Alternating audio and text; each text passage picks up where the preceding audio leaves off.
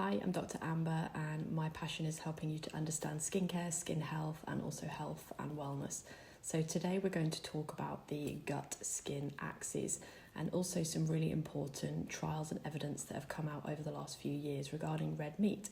Now, I know that there's a lot of information at the moment about health and wellness and longevity, and it can feel quite overwhelming, microplastics, PFAS.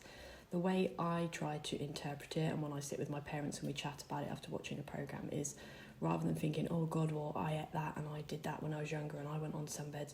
The past is the past, but we're so lucky to have these scientific developments now. And so I think it's great just to be able to think, okay, what small changes can I make, perhaps a couple of times a week, just to improve my health and wellness so you don't put too much pressure on yourself.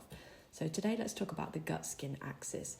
So more and more studies over the last few years have now definitively shown that there is an actual proven and measurable link between our gut and our skin. Our gut houses 70 to 80% of our immune cells. Did you know that? So it makes perfect sense that our gut is linked to what happens in the rest of our body, and of course our skin, which is our largest organ protecting everything inside. So what's interested me recently is these large trials and analyses showing that red processed meat is now definitively thought to increase your risk of bowel cancer, and studies have shown that people who eat an increased amount of red meat were more likely to get bowel cancer. So what do they mean by red processed meat?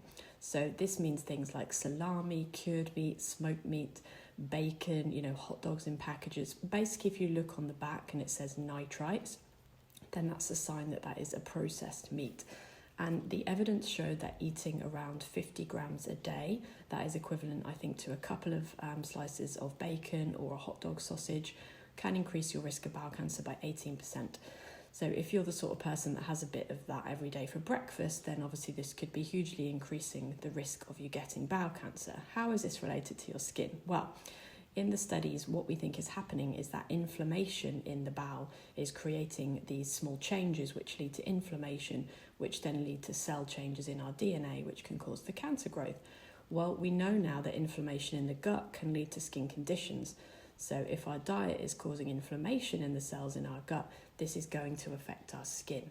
So what I've been doing over the last few weeks is actively asking when I go out, is your bacon nitrite free? If it's not, I don't have it. And also just thinking of these processed meats as a treat. So it's not about changing your entire diet and lifestyle. It's just about switching perhaps to fish or chicken or plant-based or veggies, just making small changes and doing the best that we can for our wellness and health.